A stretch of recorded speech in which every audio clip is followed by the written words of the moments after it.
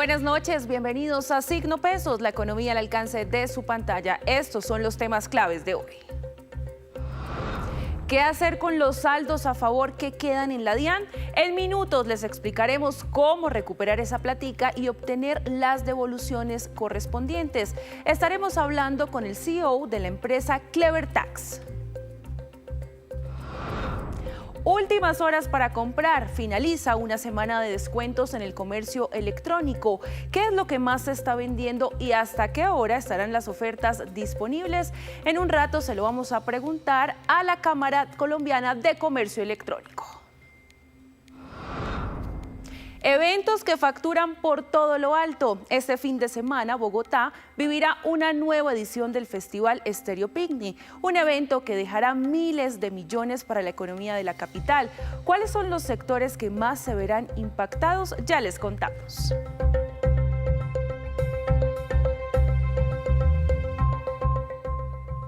Comenzamos esta emisión de Signo Pesos hablando de los saldos a favor que a veces quedan en la DIAN, tanto para empresas como para personas naturales que realizan el pago de sus impuestos. Para saber cómo acceder a estas devoluciones de ese dinero, se lo preguntamos a esta hora al CEO de la empresa Clever Tax. Doctor Cristian, buenas noches y bienvenido a Signo Pesos. Buenas noches, Luisa. Un placer estar aquí con ustedes.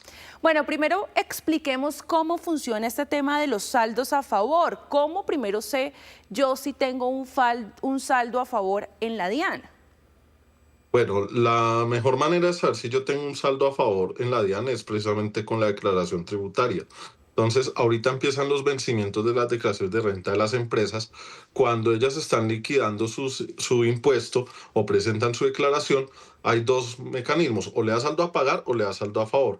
Cuando le da saldo a favor es que yo ya sé efectivamente que cuento con ese dinero y que la DIAN lo tiene para empezar el proceso de reclamación. Entonces, esto yo lo tengo en conocimiento cuando realizo mi declaración de renta en el caso de las personas naturales o cuando las empresas están realizando también su proceso de pago de impuestos. En ese momento ya sé si tengo saldo a favor.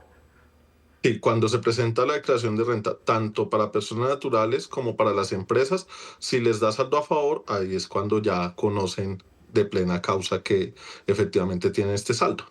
¿Qué significa tener saldo a favor? Bueno, tener saldo a favor significa que la DIAN tiene un dinero que es de la empresa o de la persona y que en cualquier momento, pues yo podría acceder a ese dinero para cubrir mis necesidades de flujo de caja.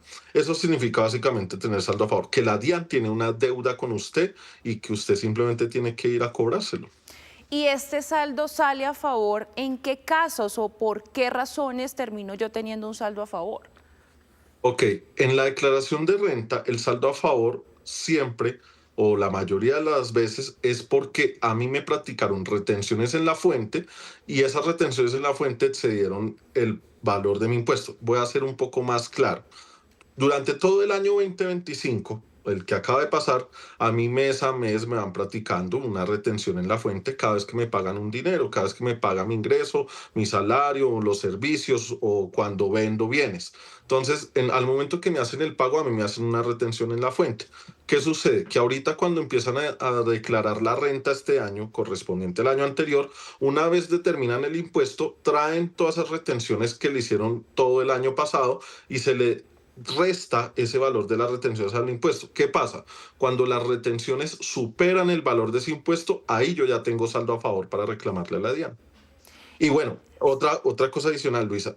Este año, particularmente, los saldos a favor se van a incrementar. ¿Por qué? Porque el gobierno el año pasado hizo una modificación a mitad de año a las tarifas de retención en la fuente, aumentándolas, lo que quiere decir que a las personas les practicaron muchas más retenciones en la fuente, bueno, o a las empresas le practicaron muchas más retenciones en la fuente. Eso quiere decir que ahorita este año, cuando vayan a declarar la renta, pues van a encontrar con unos saldos a favor muy grandes. Entonces ya sabemos cómo revisar y las razones de este saldo a favor. Ahora, ¿cómo puedo solicitar devolución de ese dinero? ¿Me lo consignan o eso me queda ahí como guardado para mi próxima declaración de renta? Bueno, yo tengo dos mecanismos: o lo guardo y lo llevo a la próxima declaración de renta o lo pido en devolución a la DIAN. Para pedirlo en devolución a la DIAN yo tengo que seguir un proceso, un procedimiento, que es el que tiene precisamente la entidad, en el cual yo radico la solicitud de devolución cumpliendo ciertos requisitos. Algunos de ellos deben ir firmados por contador y al anexar estos requisitos, la DIAN entra, revisa. En algunos casos hace una auditoría para verificar efectivamente que lo que yo tengo en mi declaración sí es, y si la DIAN le da el ok, a uno le devuelven el dinero. Pero ¿cómo se lo van a devolver? Dependiendo del monto. Si el valor que yo estoy solicitando en devolución es inferior a 52 millones de pesos, a mí la DIAN, una vez surte todo el proceso de revisión, me lo va a consignar en mi cuenta bancaria. Pero si supera el monto de 52 millones de pesos, lo que la DIAN me va a entregar a mí es un título de devolución de impuestos, un TIDIS. ¿Y yo qué hago con eso? Yo me voy al banco, negocio el TIDI o el título para ver en cuánto me lo paga el banco, y el remanente o lo que se queda al banco de comisión de negociación del título, el remanente me lo consignan en mi cuenta. ¿Y esto aplica igual para las empresas, igual que este ejemplo que nos estaba dando? Sí, para las personas naturales y para las empresas aplica el mismo procedimiento en la solicitud de devolución ante la DIAN. Pero hay que tener mucho cuidado porque no es tan fácil el proceso. Y hablando un poco de justamente que ustedes se encargan de evaluar esos casos y asesorar, ¿quiénes piden más devoluciones, las empresas o las personas naturales? Definitivamente las empresas. De hecho, hay que decir que la mayoría de empresas aquí en Colombia registran saldos a favor, y muchas empresas que tradicionalmente no registraban saldos a favor entraron a registrar precisamente esto por las retenciones que les acabo de comentar que el gobierno aumentó el año pasado. Pero el monto que más se solicita en devolución es el de las empresas. ¿Y cuánto puede tardar este proceso una vez yo me doy cuenta que tengo este saldo a favor, hago la solicitud? ¿Cuánto se me puede estar demorando? Bueno, vamos ahí por partes. Yo cojo, declaro mi renta me da saldo a favor, y desde el mismo día en el que yo presento mi declaración de renta puedo solicitar la devolución. ¿Y cuánto se va a tardar la DIAN en el momento en el que yo radico la solicitud de devolución? 50 días hábiles es lo que tarda la DIAN en hacer esa devolución. En algunos casos menos, y en otros casos la DIAN puede encontrar situaciones que quiere verificar de fondo. Y en ese caso, cuando la DIAN quiere verificar aún más de fondo las declaraciones antes de devolver, le puede suspender 90 días hábiles más la solicitud de devolución. Pero el término general que se demora la DIAN son 50 días hábiles. Y usted nos hablaba de los escenarios o de los casos para solicitar esa devolución de dinero, pero en el caso de que yo escoja guardar ese saldo a favor, ¿eso me queda abonado para el próximo año realizar mi declaración de renta y eso me lo descontarían? Sí, yo tengo esa opción de arrastrarlo a la declaración de renta al año siguiente, pero también hay que ser francos. Como está actualmente diseñado el mecanismo de retención en la fuente en el país, es muy raro que yo arrastre el saldo a favor al año siguiente y de pronto el próximo año me dé a pagar. Casi que lo que sucede es que yo sigo arrastrando, arrastrando, incrementando ese saldo a favor. Y hay que tener algo muy en cuenta, y es que cuando han pasado 2 años y yo no he solicitado devolución de saldo a favor, lo pierdo definitivamente. Pero ahí en ese punto quiero hacer más claridad, es decir, lo que usted dice, ¿por qué se va acumulando si me lo descontarían?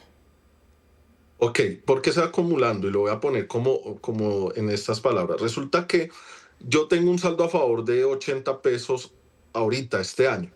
Y el próximo año presento mi declaración de renta.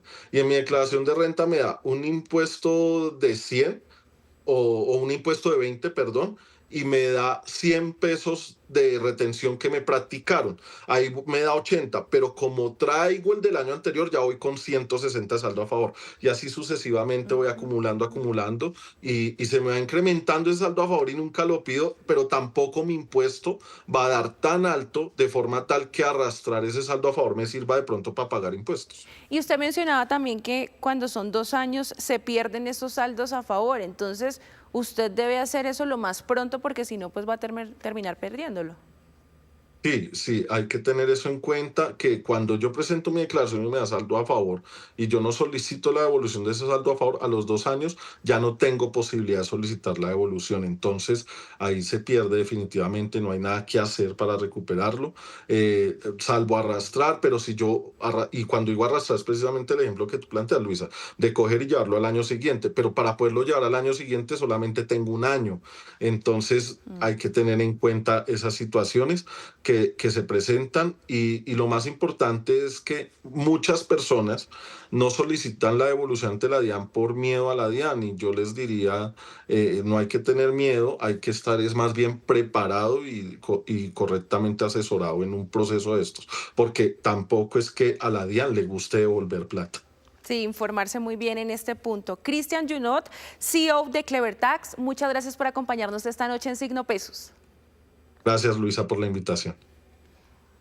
Y así hacemos una breve pausa, pero cuando regresemos espere el dato del porcentaje de viajeros que prefiere una planificación humana por encima de la inteligencia artificial a la hora de organizar sus itinerarios.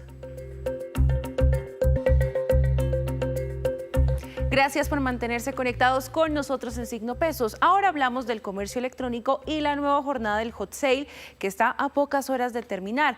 Para ampliar este tema le doy la bienvenida a Diana Macías, gerente comercial y de mercadeo de la Cámara Colombiana de Comercio Electrónico. Buenas noches y bienvenida a Signo Pesos. Hola, buenas noches, ¿cómo estás? Hablemos un poco de la dinámica de esta edición que pues vimos por todas las redes sociales, también a través de diferentes medios de comunicación donde hablaban del Hot Sale, esta nueva jornada, pero ¿cuáles han sido las categorías que más se están moviendo? Bueno, principal la categoría de viajes viene con un impacto supremamente fuerte, tecnología, electro, moda y bueno, sobre todo las ofertas específicas de las que se comunica en el sitio que redireccionan a cada una de las categorías que hoy nos acompañan dentro de la participación del evento. ¿Han evidenciado ustedes en este seguimiento durante esta semana porcentaje de aumento en las ventas? Directamente el reporte que hemos recibido por parte de las marcas es que vienen incrementando versus la operación de una semana regular alrededor del 30% en términos de facturación. También tenemos acá este dato que aumentaron un 15% en las transacciones online o a través de estas plataformas digitales de los comercios. También se ve un mayor flujo de movimiento de dinero durante esta semana. Claro, hay un incremento de dinero importante porque toda la industria está montada en el seasonality, puntualmente usando el término hot sale, y vemos que hoy en día muchos comercios tratan como de salir a buscar otras dinámicas específicas que si bien son promocionales, pero digamos que no acompañan todo el impacto que necesitaríamos para seguir creciendo este gran evento que impulsa una estacionalidad muy importante dentro del tercer trimestre del año. ¿Tienen ustedes de pronto seguimiento de cuántas personas han entrado, han hecho clic en Hot Sale? Bueno, en este punto estamos a horas de terminar el evento. Desde que iniciamos nuestra campaña de expectativa del 1 de marzo a la fecha, llevamos alrededor de 77 millones de personas que han logrado visualizar, digamos que nuestros anuncios, de las cuales han hecho clic o han ingresado y han mostrado interés alrededor de 21.4 millones de personas. Ya llegando como a un punto más específico y que en qué impacta esta cifra puntualmente, que hay un reconocimiento del evento, no solamente estamos llegando a ciudades principales, sino que esta vez buscamos llegar a ciudades donde no habíamos impactado nunca, por primera vez llegamos con comunicación directa por todos los medios digitales a San Andrés, Arauca y distintas regiones del país que antes no se contemplaban dentro de un evento como tal, porque siempre se busca impactar las ciudades principales porque es donde más digitalización hay. Sin embargo, buscamos tener un impacto mayor porque queremos que todos los colombianos se contagien de esta energía de poder participar del Hot Sale y de estas grandes ofertas que nos acompañan durante estos 5 días del 16 al 20 de marzo. Claro, y es que son más de 80 las marcas de todas las categorías que están participando en esta edición. Y justamente, ¿hasta qué hora va a ir el Hot Sale para que la gente que de pronto no ha aprovechado los descuentos que son hasta del 70% lo puedan hacer? ¿Hasta qué hora va? hasta las 12 de la noche. Nosotros desde la Cámara Colombiana de Comercio Electrónico habilitamos, digamos, nuestra plataforma www.hotsale.com.co, que es donde oficialmente se encuentran todas las marcas agrupadas en categorías distintas y pueden hacer una navegación específica para acompañar, digamos, que el proceso de búsqueda de todas las ofertas que hoy se están postulando desde los distintos anunciantes, eso quiere decir marcas participantes, y ahí van a conocer para poder ir hacia los comercios directos que hoy pueden presentarles muchos descuentos y pues no pierdan esta oportunidad. Ya estamos a horas de cerrar el evento y sería maravilloso que logren comprar ese televisor que les hace falta, ese parlante, esos audífonos, no sé, estos tenis que se sueñan. Digamos que hoy es la fecha y estamos a punto de dar por terminado nuestro evento organizado por la Cámara Colombiana de Comercio Electrónico. Perfecto, muchísimas gracias por acompañarnos, Diana, y justamente por darnos esa información de las últimas horas que restan para que la gente aproveche. Muy amable, gracias por estar en Signo Pesos. Gracias a ti, que estés bien. La designación de Cielo Rusinque como Superintendente de Industria y Comercio fue anulada por el Consejo de Estado. La funcionaria, por su parte, defendió la validez de sus títulos y de su experiencia laboral. En este fallo, el alto tribunal asegura que el nombramiento de Cielo Rusinque como Superintendente de Industria y Comercio no cumplió con las exigencias en formación académica, es decir, tener título de maestría o doctorado en áreas afines a las funciones, ni experiencia profesional en competencias de protección al consumidor, protección de datos y propiedad industrial. Que no cumplía con esos requisitos ni de experiencia ni académicos, y los que intentó acreditar no cumplían con las expectativas y con los requisitos que legalmente se establecen para ser superintendente.